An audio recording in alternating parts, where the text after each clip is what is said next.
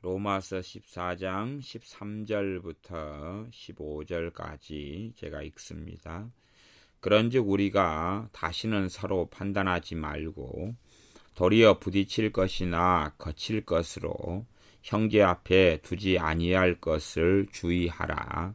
내가 주 예수님 안에서 알고 확신하는 것은 무엇이든지 스스로 속된 것이 없으되 다만 속되게 여기는 그 사람에게는 속되니라. 만일 식물을 인하여 내 형제가 근심하게 되면 이는 너가 사랑으로 행치 아니함이라. 그리스도께서 대신하여 죽으신 형제를 내 식물로 망케 하지 말라. 아멘. 그런즉 우리가 다시는 서로 판단하지 말고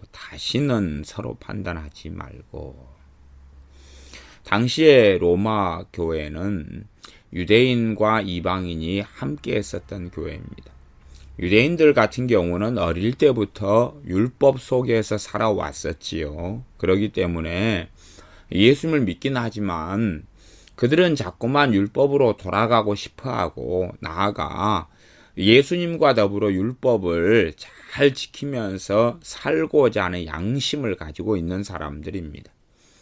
그렇기 때문에 사도행전에서도 사도 바울이 이 예루살렘에 돌아갔을 때에 야고보가 그렇게 말합니다. 장로님들과 함께 믿는 자 중에 유대인 믿는 자 수만 명이 있는데 그들이 다 율법에 열심히 있는 자라 그렇게 이야기한단 말입니다. 더군다나 예루살렘 같은 경우는 이 성전이 있는 곳이기 때문에 성전 중심의 생활을 하니 또한 절기들을 때마다 지키러 사람들이 그리 오기 때문에 더 율법을 지키고 준수하는 그러한 삶을 살지 않겠습니까? 여기에서 또한 율법을 지키고 준수하는 중심에는 의식법이 있습니다. 의식법이라는 것은 정결의식이라거나 제사법이라거나 절기법 이런 의식법이 있다 그 말입니다. 그렇게 유대인들 같은 경우는 어린 시절부터 이 율법을 지키고 준행하는 데에 아주 몸에 익숙하게 체화되고 그러한 삶을 살았던 사람들입니다. 그렇기 때문에 이 로마에 있는 교회에서는 문제가 생기는 것이지요. 그 안에 유대인도 있고 또한 이방인도 있는데 과연 거기에서 이제 유대인들은 예수를 믿지만 율법을 준행하고 지키는데 관심이 있다 하는 것입니다. 또한 모든 사람 율법을 지켜야 한다. 어떤 율법요? 의식법 같은 걸 포함해서. 의식법 안에는 음식법도 있습니다. 음식을 무엇은 먹고 무엇은 먹지 않아야 될 것인가. 어릴 때부터 어떤 짐승은 부정하다, 어떤 짐승은 깨끗하다, 정하다, 그 속에 살아왔습니다. 어떻게 할 때는 정하다, 어떻게 할 때는 부정하다, 부정할 때는 율법, 의식법 속에서, 부정할 때는 어떻게 해서 속해야 된다. 여자가 남자아이를 낳으면 며칠 동안 부정하고 여자아이를 낳으면 며칠 동안 부정하다. 이것을 어떻게 정결하게 해야 된다. 그러한 의식법이 또한 율법 가운데 많은 부분을 차지하고 있었고 여기에서 익숙하게 살아왔다 그 말입니다. 좀 다른 이야기가 되겠습니다만은 과거에 한국에는 얼마나 샤머니즘이 많았습니까? 그러면 이 임신한 사람은 벽에 모칠도 해서는 안 된다부터 시작해서 이거 하면 안 된다. 또 뭘 먹으면은 그때는 애가 뭐처럼 나온다. 그런 거부터 참 많이 있었습니다. 그런 것처럼 이러이러한 샤머니즘 속에서 살아온 사람은 그것을 벗기가 어렵지요. 더군다나 샤머니즘은 진리가 아닌데 율법은 하나님이 말씀하신 진리에 속한단 말이죠. 거룩하고 선하고 의로운 것입니다. 그러니 얼마나 더 그 율법 가운데 의식법을 벗기가 얼마나 어렵겠느냐 하는 겁니다. 그래서 율법 속에 살아오지 않은 이방인들 같은 경우는 훨씬 더 쉽게 복음의 진리 속에 들어오게 되었습니다. 정말 그래서 놀라운 것은 이 바리새인 중에 바리새인이었던 또 참 이스라엘 사람이었던 이 사도 바울이 정말 복음의 놀라운 진리를 깨달은 것이 정말로 놀라운 일이다. 이렇게 한편으로는 거꾸로 말할 수밖에 없습니다. 정말로 율법을 보면서 율법 속에서 누구를 만나야 되냐 하면 주님을 만나야 됩니다. 주님께서 이 성경이 곧 내게 대하여 말하는 바로다. 그렇게 말씀했다 그 말이에요. 성경의 구약 성경의 중심은 율법서, 그 다음에 역사서, 시가서, 선지서 이렇게만 나눌 수 있죠. 그런데 이 모든 것의 중심이 누가 계시다는 이야기입니까? 주 예수님께서 계시다는 이야기예요. 율법은 그리스도에게로 인도하는 몽학 선생이다. 그렇게 이야기했습니다. 율법으로 죄를 깨달아서 대속주 메시아가 계심을 알게 하고, 참으로 그가 율법을 보다 보면 진정으로 율법을 보는 사람은 율법의 정신을 가지게 됩니다. 율법의 정신은 인과 의와 신이다. 그랬습니다. 율법의 본질을 보게 되는 것이죠. 율법의 안에 있는 핵심과 본질을 보게 되고, 그런 사람이 율법 속에서 주님을 만나게 되는 것입니다. 그래서 우리는 모세 같은 사람이 이미 주님께서 이 땅에 오시기 전에 1400년, 1500년이 되는 그 사람이 주 예수님을 섬겨왔던 것을 히브리서 11장에서 본다 그 말입니다. 그가 나이 40세에 바로 왕을 피해서 미디안 광야로 갔을 때에 그는 주 예수님을 위하여 받는 능욕을 세상의 보화보다, 애굽의 보화보다 더 낫게 여겼다. 그렇게 성경은 기록되어 있습니다. 그리스도를 위하여 받는 능욕, 그 모세는 이미 주 예수님을 위하여 주님께서 이 땅에 사람의 몸을 입고 오시기 전에 1400년 이상이 되는 그때에 주님을 위하여 능욕을 받는 삶을 선택했다는 것입니다. 그가 그래서 진정으로 하나님 말씀 속에 들어가 있을 때는, 모세 때는 아직 그때는 모세가 그럴 때는 율법을 받기 전이었지만 하나님 말씀이 있었다 하는 것입니다. 그런데 그때 이미 그는 일부에 들은 말씀들을 통하여 주 예수님을 만나고 믿고 섬기고 알게 되었습니다. 그렇다면 율법을 받은 다음에는 사실상은 얼마나 더 주 예수님을 섬기고 믿고 알게 되기가 쉽겠느냐 하는 것입니다. 그러나 유감스럽게 이 대부분의 유대인들은 율법의 본질 속에 들지 못했고 율법의 핵심, 율법의 정신 속에 들지 못했습니다. 율법을 통해서 의식은 배웠지만 율법을 통해서 가치관과 세계관과 또한 그 사람을 움직이는 동력원을 만들어내지 못했다 하는 것입니다. 옛사람의 본성, 옛사람의 가치관, 세상의 가치관을 그대로 가지고 있으면서 그러면서 율법적인 의식만 가지고 있었다 하는 것이지요. 성경의 바리새인에 대해서 복음서에 그렇게 나옵니다. 저희는 돈을 사랑하는 자라.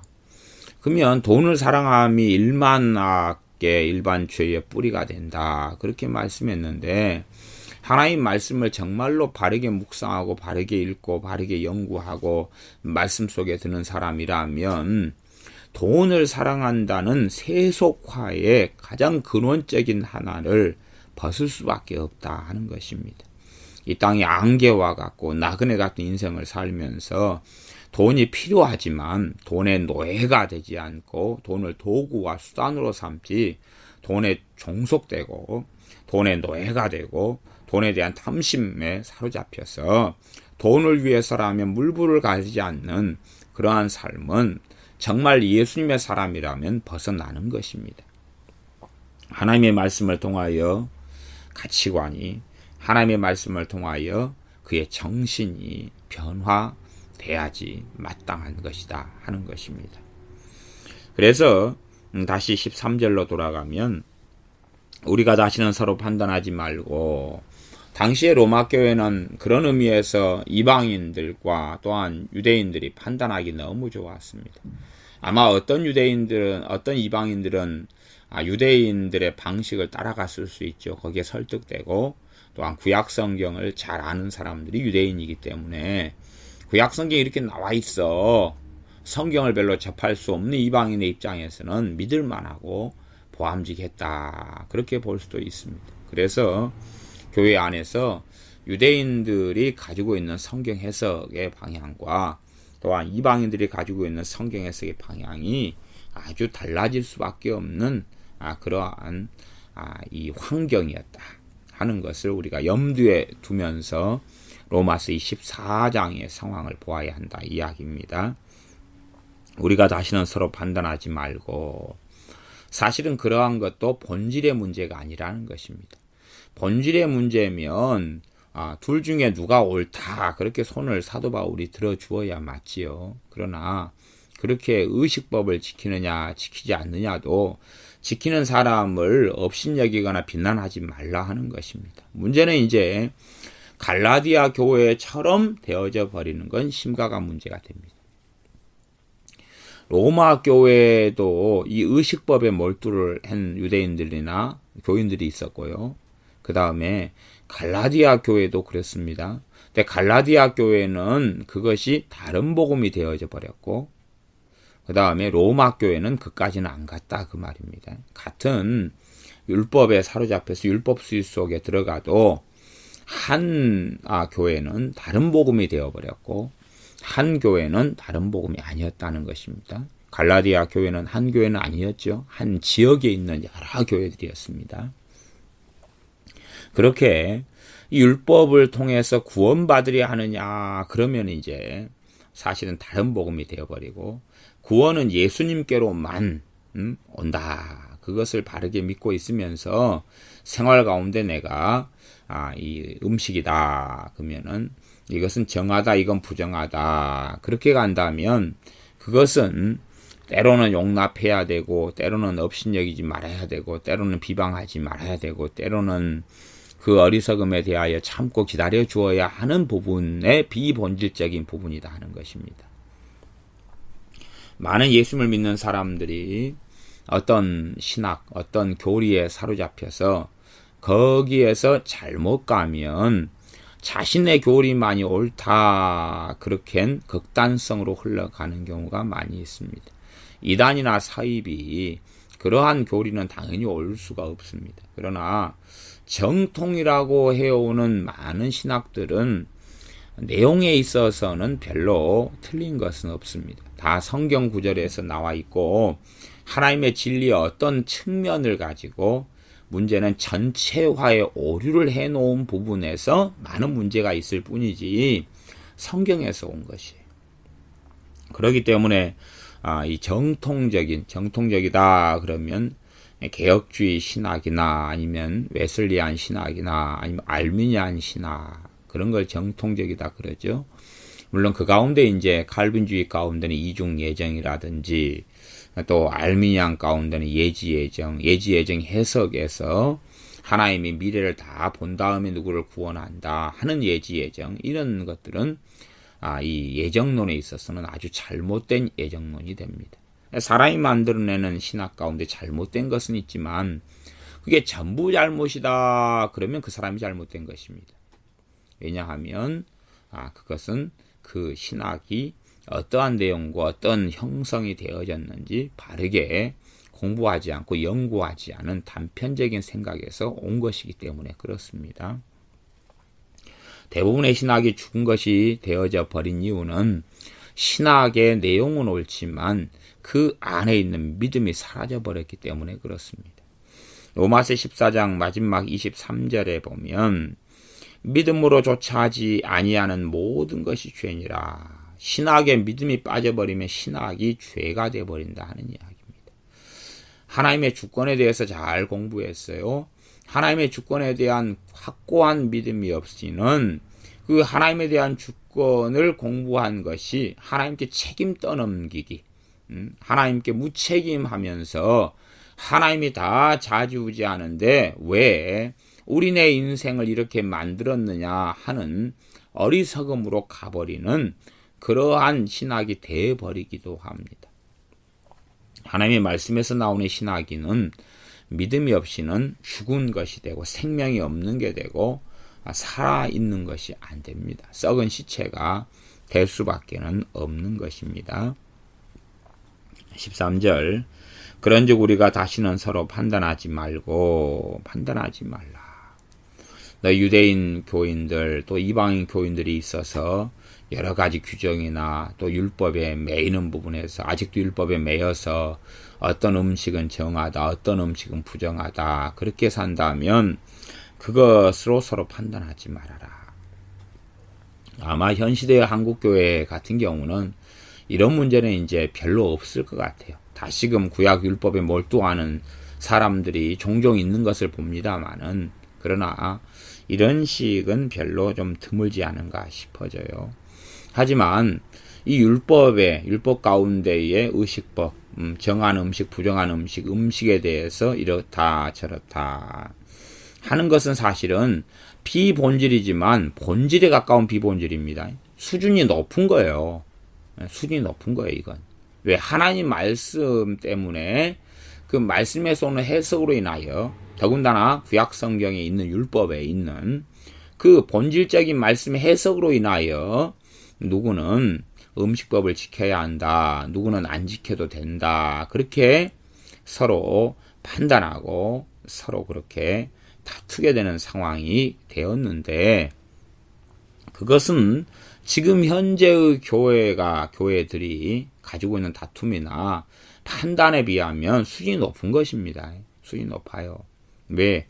하나님의 말씀에 순종하고 지키려고 생기는 그러는 과정 속에서 생기는 판단이기 때문에 그러하다 그 말입니다. 그러나 요즘에는 사람들이 정말로 자의적으로 판단해서 마음대로 판단하지 않습니까? 예를 들어 사람이 치마를 입고 오면 무릎에서 무릎 아래로 무릎 위로 몇 센치가 돼야 된다 하는 규정이 없잖아요. 그런데 조금 짧은 치마를 입고 오면은 그것을 쉽게 판단한다 그 말입니다.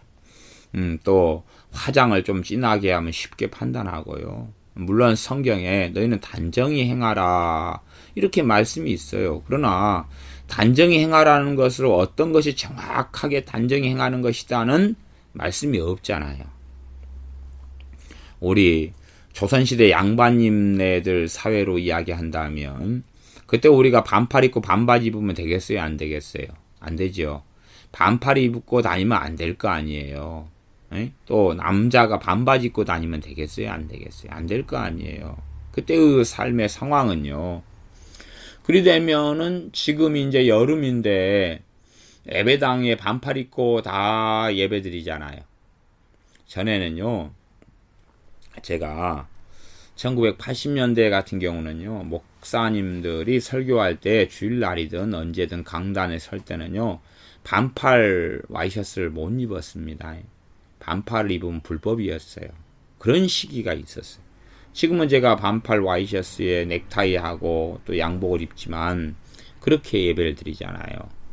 또 요즘에는 양복도 안 걸치고 예배 드리는 경우도 많이 있잖아요. 옛날에는 그건 불법이었다 그런 말이 기준이 그렇게 많이 달랐습니다. 시대마다 달라가는 것이기 때문에 단정히 행하라 그런 기준도 달라지는 것이에요. 그런데 이제 자기만의 어떤 성경 해석과 자기만의 도덕률을 가지고 판단하는 건 이 로마 교회가 가지고 있었던 판단보다는 훨씬 더 저급한 것입니다. 아주 저차원과 저급한 것이에요. 그래서 지금 현재 교회 안에 다툼이 있고 판단이 있고 분열이 있는 건 정말로 어리석고 조잡하고 어떨 때는 추접한 것입니다. 그래서 우리가 다시는 서로 판단하지 말고 그렇게 말씀하면서 도리어 부딪힐 것이나 거칠 것으로 형제 앞에 두지 아니할 것을 주의하라. 오히려 이제 판단하는 걸 넘어가지고요. 판단하지 않는 걸 넘어서서 부딪히는 것, 거칠 것, 그것을 형제 앞에 두지 아니할 것을 주의하라. 형제가 걸어가다 보면은 그 사람 앞에 돌덩이를 걸리게 하는 돌덩이, 철조망 이런 걸 쳐놓지 말아라 하는 것입니다. 이게 형제가 나의 어떤 모습을 본 다음에 부딪히거나 거치지 않도록 해주라 하는 것입니다. 가령 저 형제가 돼지고기를 부정하다 여기면 그 형제 앞에서는 나는 돼지고기는 안 먹어 주어야 되는 거겠지요. 그러죠. 그렇다 그런 말이에요. 그 형제가 거치는 것을 가지고 내가 두면 안 된다. 부딪힐 것을 가지고 두면 안 된다. 사람들은 자신이 진리의 문제가 아니라 본질의 문제가 아니라 비진리나 비본질에 대한 문제인데 사람들은 스스로 의롭다 여기기를 좋아하는 사람들이 많기 때문에 그런 사람들은 성경 66권 외에 67권, 68권, 69권을 써가는 것입니다. 그렇게 해서 성경에서 정말로 하나님께서 말씀하신 진리 외에 자신이 진리라고 믿고 있는 것들을 만들어냅니다. 그리고 자신이 진리라고 믿고 있는 것을 위해 투쟁하고 다투고 성질내고 분노하고 싸워갑니다. 자신은 자신이 생각하는 가치관이나 판단을 진리라고 생각합니다. 그리고 그 세계 속에서 나는 옳다, 나는 타당하다, 내가 가진 진리로 가지고 사람을 판단하는 건 정당하다. 그런 정신 나간 생각을 하는 경우의 사람들이 많이 있습니다. 그러나 그건 잘못된 것이고 오히려 부딪힐 것이나 거칠 것으로 형제 앞에 두지 아니할 것을 주의하라. 이러한 로마서 14장 13절 같은 말씀을 깊이 있게 깨닫고 그렇게 행하는 사람들이 형제 사랑을, 서로 사랑을, 율법은 사랑의 완성이니라 하는 로마서 13장의 말씀을 아는 것입니다. 로마 13장 10절이었죠. 사랑은 이웃에게 악을 행치 아니하나니 그러므로 사랑은 율법의 완성이니라. 남을 사랑하는 자는 율법을 다 이루었느니라. 이것도 로마서 13장 8절이었습니다. 이렇게 사랑하는 삶으로서의 부르심, 주님께서 내가 새 계명을 너희에게 주노니 서로 사랑하라.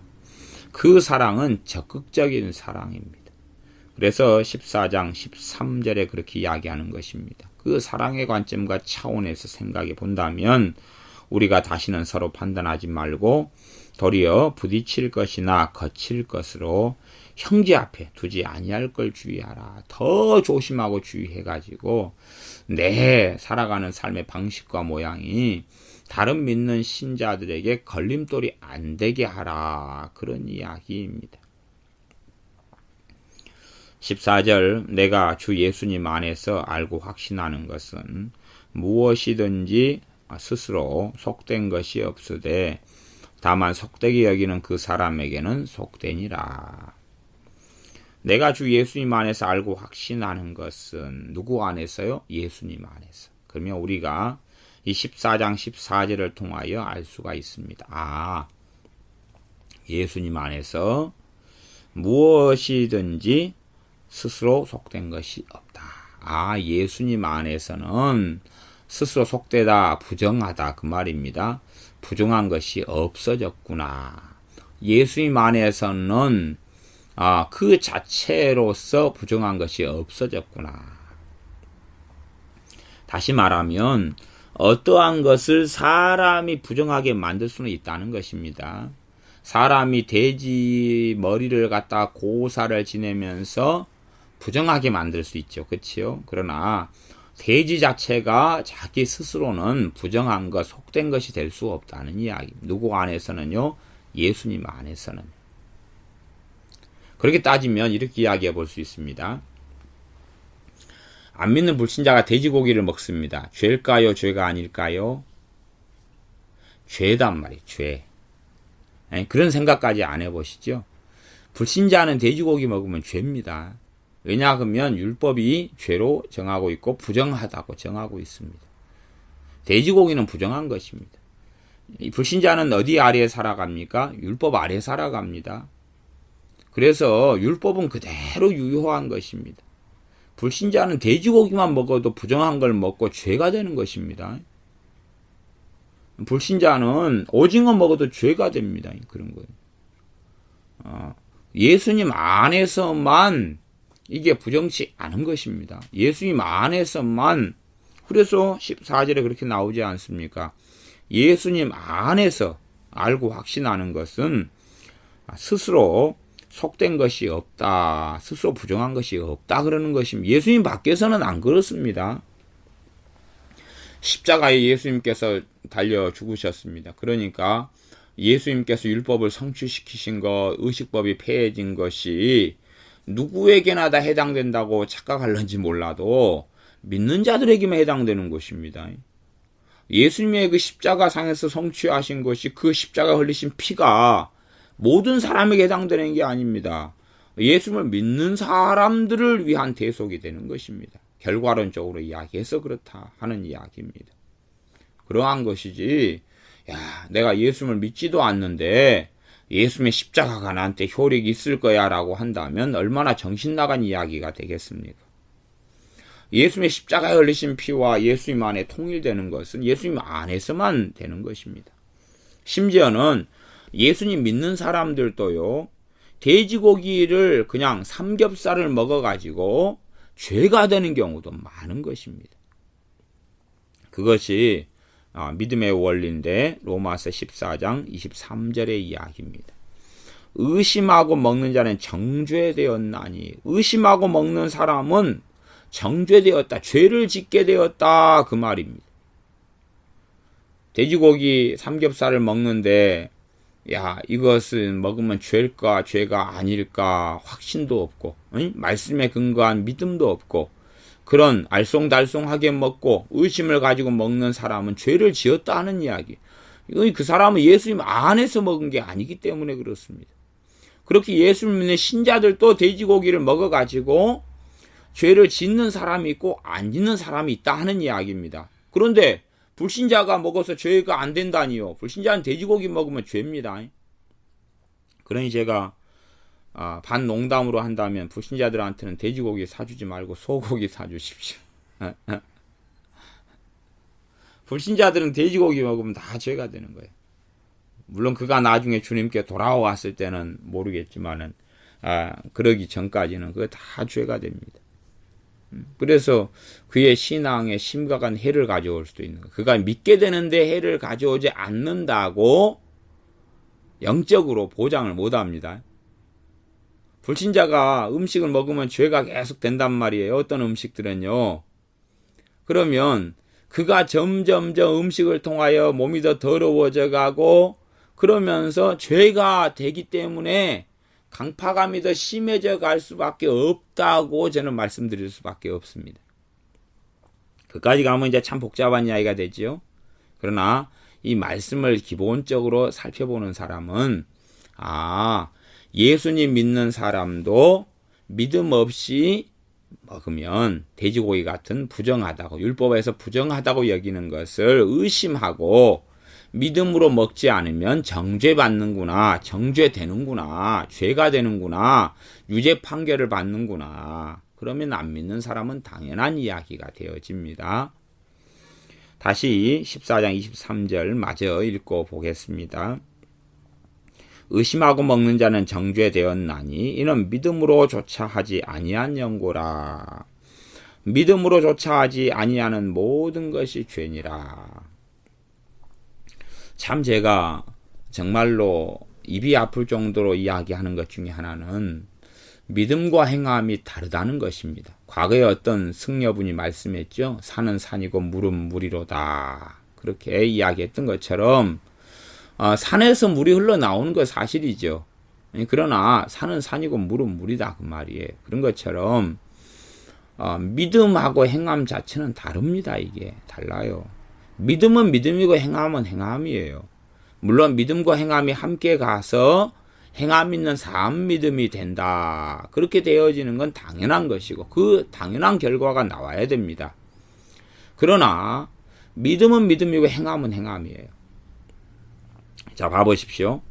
14장 23절을 잘 봐보세요. 그러면 똑같이 이제 돼지고기를 먹습니다. 똑같이 먹어요.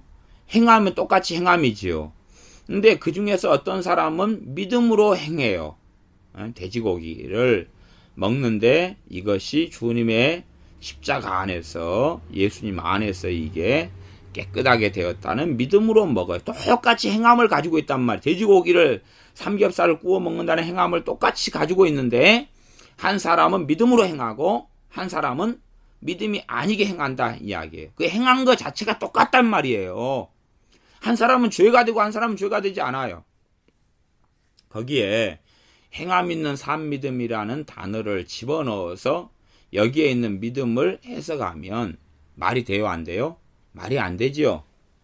그러니까 성경에 있어서 행함 있는 산 믿음이라는 단어를 믿음이라는 단어 속에 행함이라는 단어 속에 집어넣어 가지고 말 될 때는 맞다 그 말이에요. 그렇게 해석해도. 근데 말 안 되는 것은 대부분이에요. 말 안 되는 것 속에 집어넣어 버리면 말도 아니고 뭣도 아니에요. 이게 제가 어떤 사람들의 막 글이나 설교나 들어보면 난잡합니다. 행함과 믿음을 짬뽕 해가지고 몬스터를 만들어가는 것이.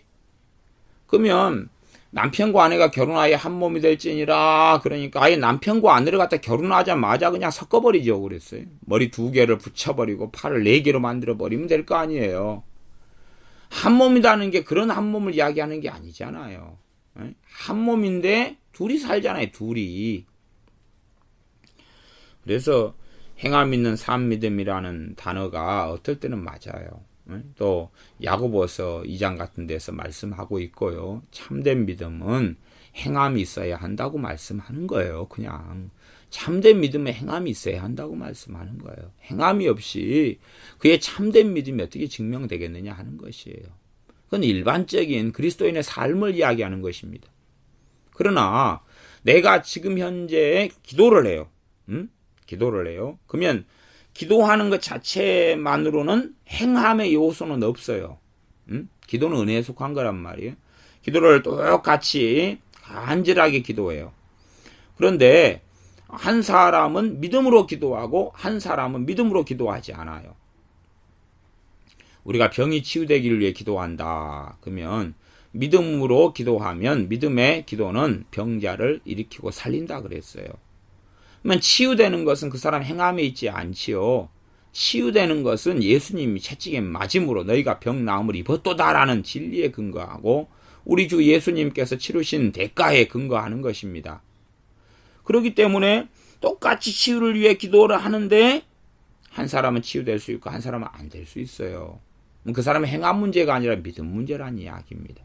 그걸 억지로 뜯어붙여가지고 치유된 사람은 평상시에 선행하고 구제하고 살아왔고 치유 안 된 사람은 죄만 짓고 살아왔기 때문에 치유 안 됐다. 그것은 성경을 너무 모르는 이야기. 그 정도까지 나가버리면 성경에 대해서 완전히 소경이 돼버리고 마는 것입니다. 그렇다면 우리 주 예수님께서 사복음서에서 치유를 어떻게 했겠습니까? 야, 너는 죄 짓고 왔기 때문에 치유할 수 없어. 죄를 지어가지고 중풍병자가 된 사람을 만나서도 주님은 그러실 것 아닙니까? 주님은 불신자도 치유하셨습니다. 죄로 가득한 사람이 불신자인데 그 사람들도 치유하셨어요. 그러면 너가 깨끗하게 되지 않았어? 행함 있는 산 믿음이 없으니 치유할 수 없어. 말이 됩니까? 믿음으로 치유받는 것입니다. 그래서 믿음과 행함은 함께 가지만 어떨 때는 믿음만 있고 어떨 때는 함께 가고 그렇게 각기 다르다 하는 이야기입니다. 그런 것을 정확하게 인식하고 알고 있어야 됩니다. 그래서 입에 물릴 정도로 믿음과 행함이 함께 가야 되는 것, 또 믿음과 행함과의 관계, 그리고 믿음이 어떤 것이고 행함이 어떤 것이고 그리스도인의 삶에 있어서 행함 있는 산 믿음으로 살아야 한다는 것, 이런 여러 가지에 대해서 저는 지금까지 무수히 많은 말씀을 전해 왔었습니다. 하지만 많은 사람들이 이 단순한 것까지 헷갈리면, 그리고 그 속에서 엉망이 되어버린다면 더 복잡하고 더 어려운 진리는 어떻게 이해하고 깨닫겠느냐 하는 것입니다. 믿음으로조차 하지 아니하는 모든 것이 죄니라. 예수님 믿는 사람들이 삼겹살을 구워 먹는데도 믿음으로 구워 먹지 않고, 야, 이게 부정한 짐승인데 돼지는, 그런데 먹어도 될까? 그러면 의심하고 먹는 거죠. 그래도 죄를 짓는다 그 말입니다. 근데 불신자들은 먹으면 다 죄예요. 불신자들은 먹으면 죄예요. 안 믿는 사람 먹으면 죄예요. 그러니까 삼겹살 구워 먹을 때는 믿음 있는 사람만 하고 안 믿는 사람은 채소를 먹이세요.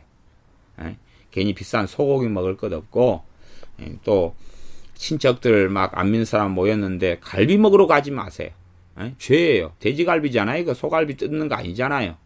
안 믿는 사람하고 만나면 그냥 간단하게 식단을 풀로 만들어 버리세요. 그것이 그 사람들을 신령하게 하는 것입니다. 믿음 없이 행하고 믿음 없이 고기를 많이 먹으면 유혹이 세지고 강해집니다. 세지고 강해져 버려요. 더 강팍해져 간다, 그런 말입니다. 그래서 안 믿는 사람 가운데 육식을 즐기거나 예수를 믿는데 믿음이 제대로 없어요. 그런 사람 육식을 많이 하잖아요. 그러면 사실은 굉장히 안 좋은 결과를 가져옵니다. 그래서 믿음 가운데 확고하게 서지 않을 때는 채식을 위주로 사는 것이 좋아요. 좀 이쪽 부분까지 진도를 이제 많이 나가서 제가 더 많이 설명해 드릴 수는 없습니다.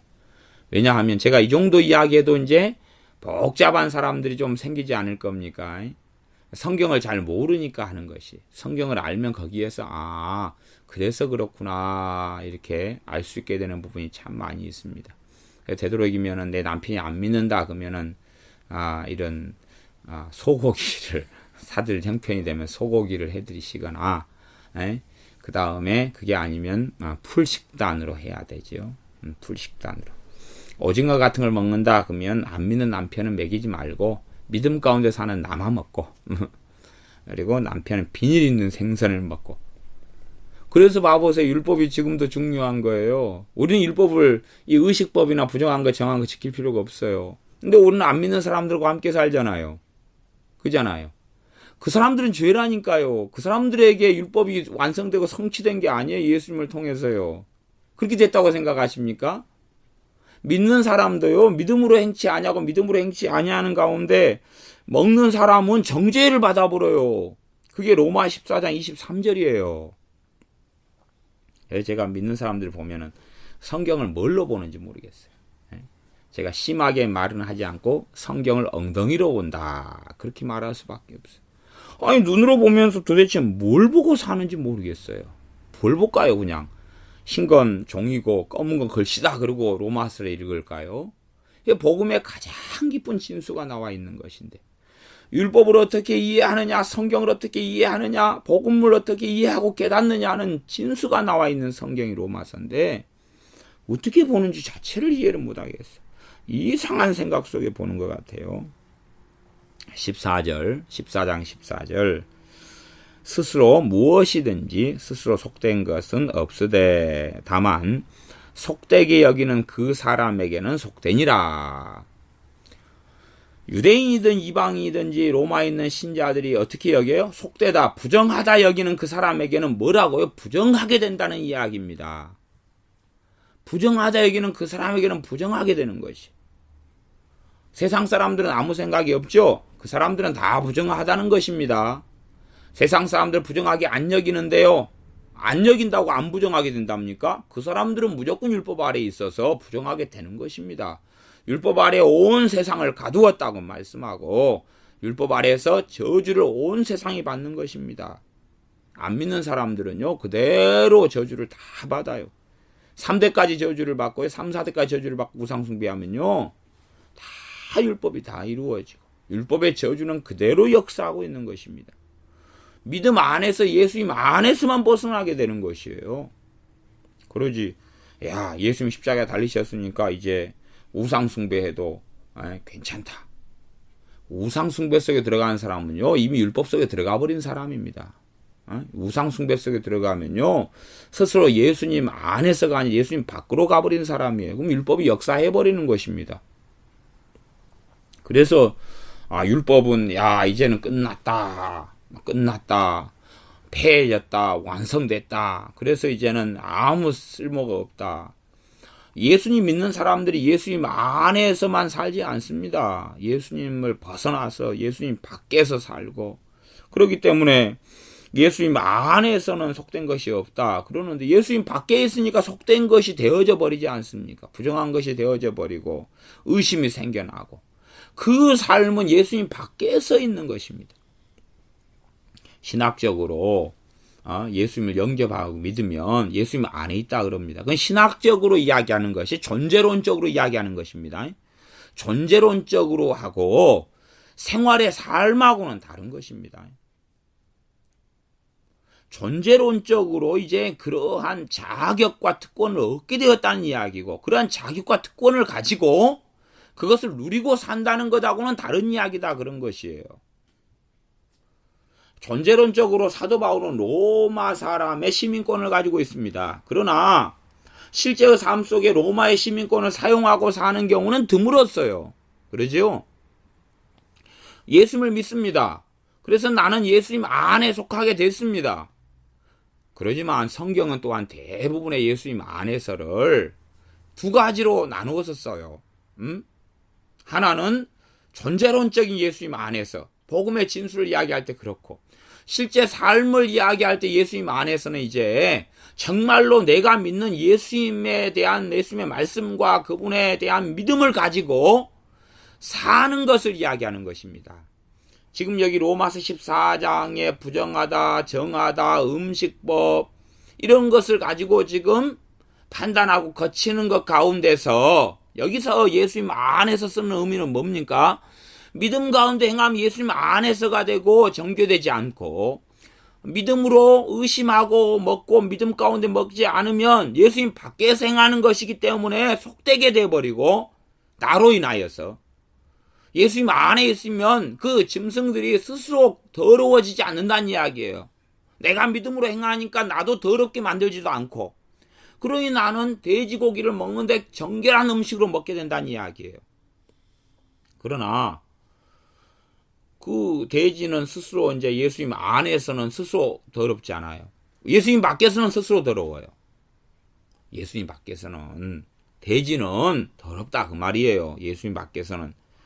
그것이 더러운데 나도 예수님 밖에서 그 다음에 믿음으로 행치 아니하니까 더러운 걸 먹게 되는 것입니다. 그래서 스스로 정죄를 받아요. 그 대가를 치르지 않겠습니까? 14장 23절 의심하고 먹는 자는 정죄되었나니, 대가를 치르지 않겠습니까? 정죄를 받는데. 사단의 공격은 기본 옵션으로 가져가는 것입니다. 율법의 저주는 그 다음 옵션으로 가져가는 것이. 그래서 다만 속되게 여기는 그 사람에게는 속되니라. 14절 하반절. 속되게 부정하게 여기는 그 사람에게는 어떻게 된다는 이야기입니까? 부정하게 된다는 이야기입니다. 율법이 부정하다 그랬잖아요. 돼지고기가 부정하다 그랬잖아요. 그것이 그대로 나타나고 적용되는 것입니다. 제가 그래서 율법의 의미를 계속 설명합니다. 근데 관심이 없어요. 관심 없으니까요, 율법 안에 들어가 살아버려요.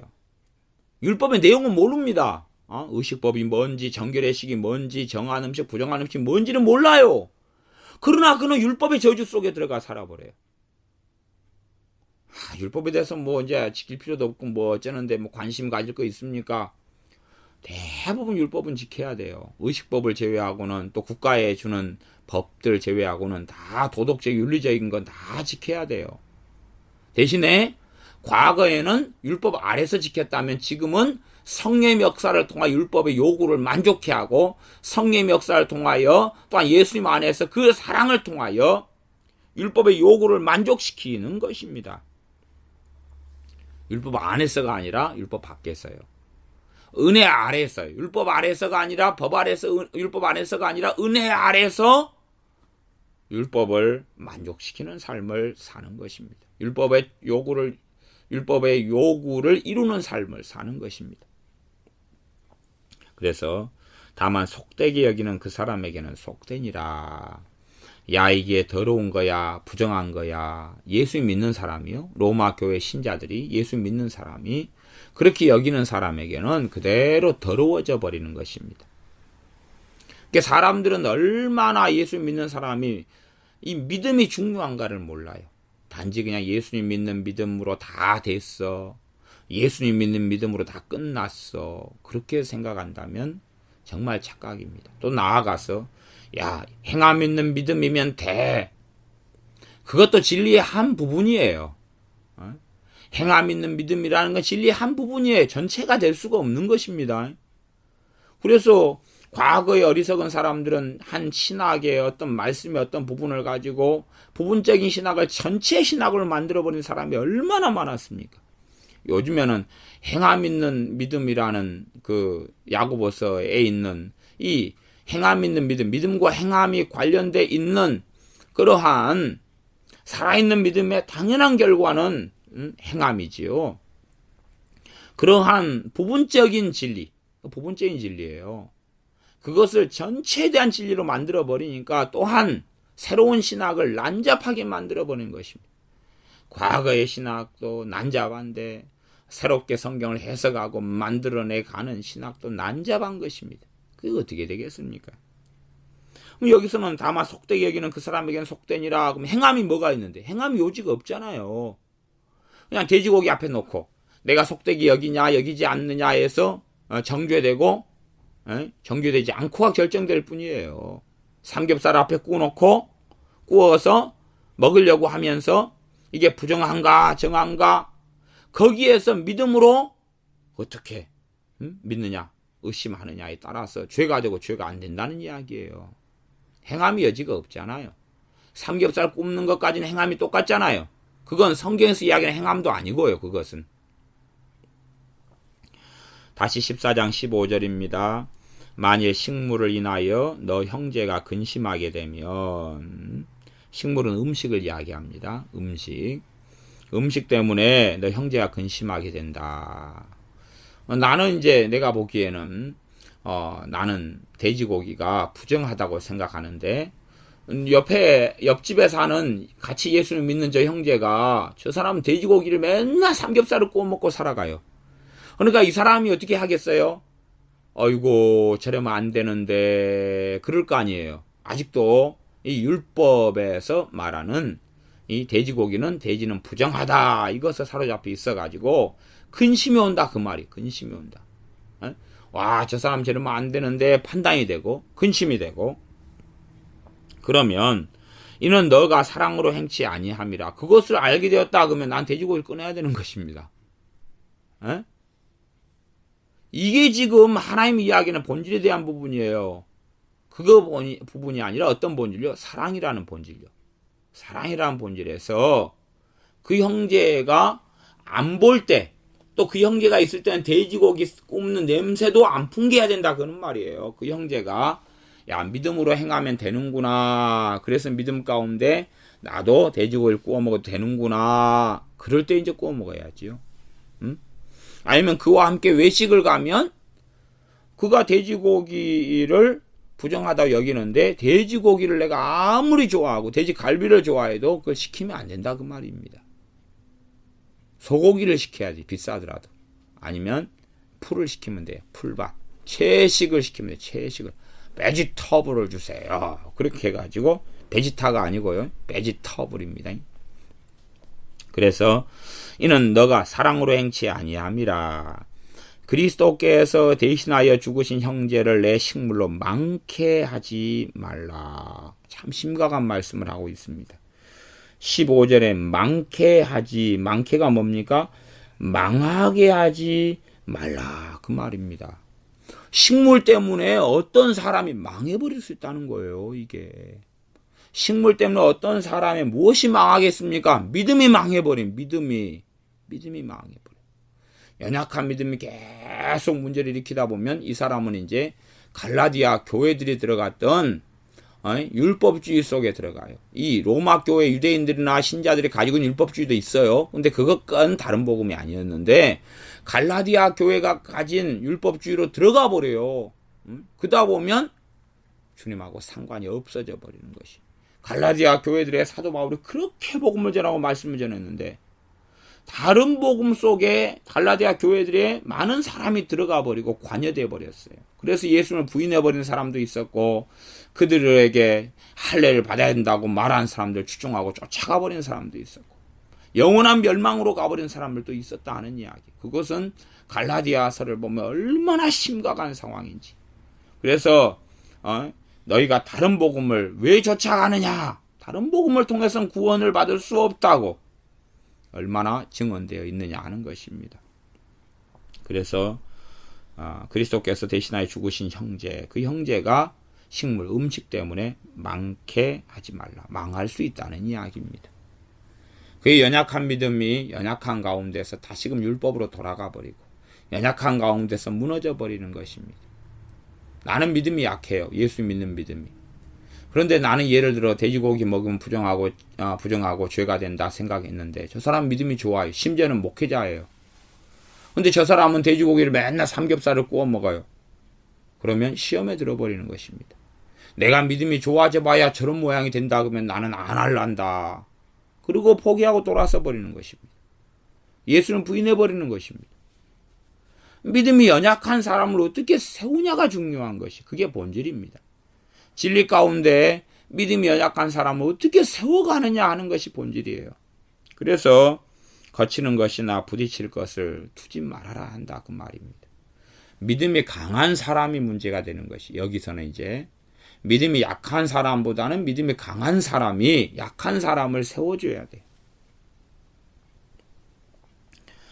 초등학교 1학년하고 고등학교 3학년이 싸우면 대부분의 잘못은 고3입니다. 왜 그러겠습니까? 어린애하고 큰애하고 싸웠는데 잘못은 큰애가 되는 것입니다.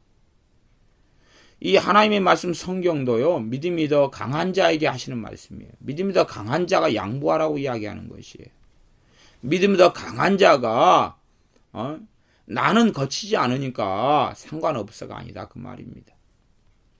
나이 드신 분들이 걷기 힘들어서 지팡이로 걷는데 앞에가 작은 돌불이 하나 있다 그러면은 그거 참 힘들잖아요. 그러면 그런 걸 치워줘야 되죠. 그렇죠?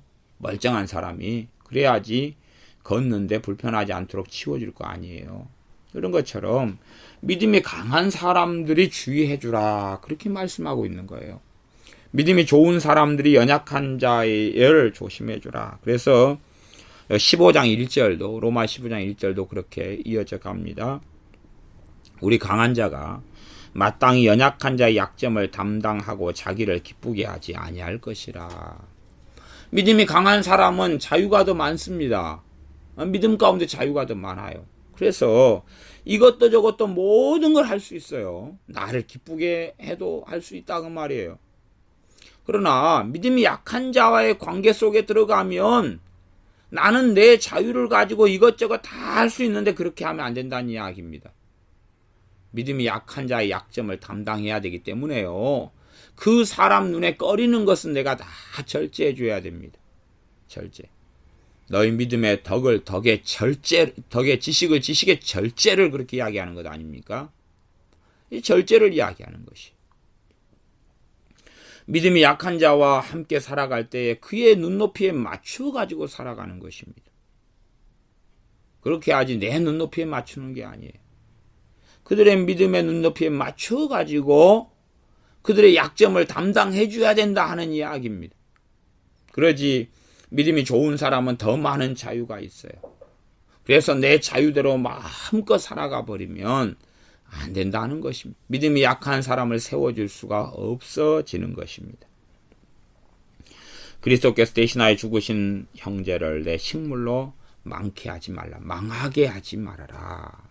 이들의 삶을, 이들의 믿음을 무너뜨려서는 안 되고 믿음이 더 강한 자가 또한 아는 자가 더 성장하고 성숙한 자가 믿음이 연약한 사람을 도와주고 세워주고 섬겨주는 삶으로 나아가야 하며 스스로 속된 것이 짐승 가운데 없지만 그러나 우리가 믿음 가운데 행치 않아서 속되게 여기는 그 사람에게는 더러워지고 속되게 되어져 버린다.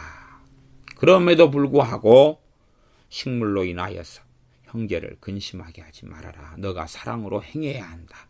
라고 말씀합니다.